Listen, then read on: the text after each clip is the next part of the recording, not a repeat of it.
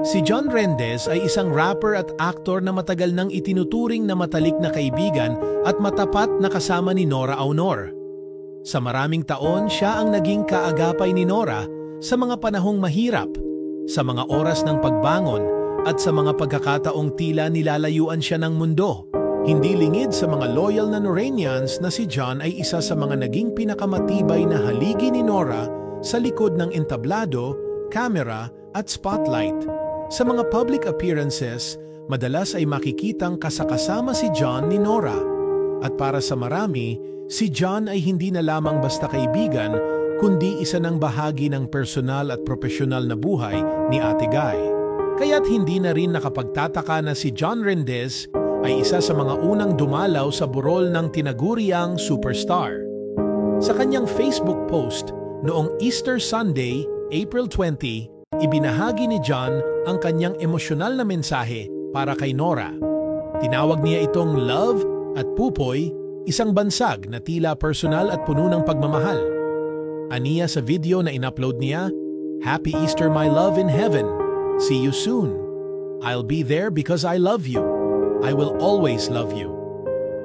Kasabay nito ay nagpost din siya ng simpleng mensahe na Happy Easter my love, na malinaw namang tumutukoy kay Nora Aunor.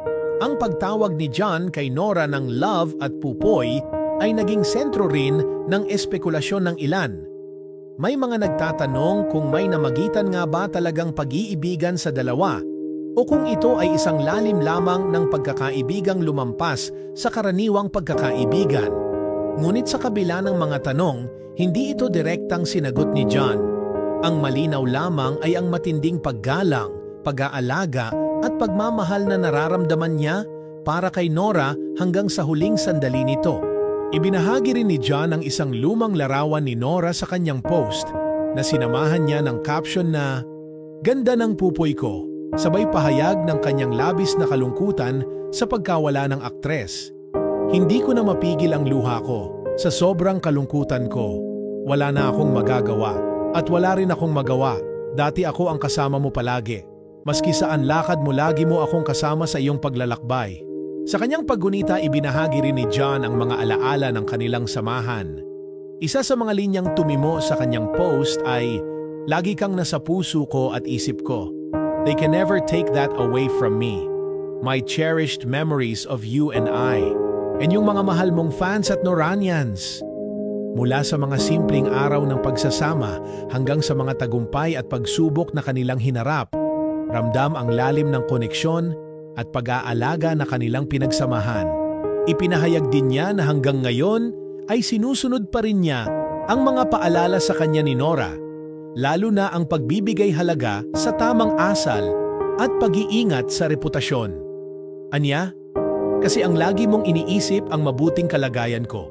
Ayaw mo ako mapahiya sa mata ng tao. Wala na po akong nagawang tama sa kanilang mata. Ang pinamagandang ginawa ko ay ang nagmahal sa isang bituin dito sa lupa. Sa pagbuhos ng kanyang damdamin, sinabi rin ni John na hindi na niya muli maaawitan si Nora ng kantang "You Are My Sunshine", na tinawag na rin niyang "You Are My Pupoy", isang patunay sa pagiging espesyal ni Nora sa kanya. Sa dulo ng kanyang mensahe, inusal niya ang isang dasal, isang pakiusap at isang pangako. "Lagi mo akong gabayan po. Mahal na mahal kita pupoy ko. They can never take that away from me. In God's hands na pupoy ko." Sa mga salitang iyon, ramdam hindi lamang ang sakit ng pagkawala, kundi ang lalim ng pagmamahal at pasasalamat ng isang taong naging bahagi ng masalimuot at makulay na buhay ng superstar. Para kay John Rendez, si Nora Aunor ay hindi lamang isang kaibigan o kasamahan sa industriya. Isa itong bituin na kahit sa kabilang buhay ay mananatiling nagniningning sa kanyang puso.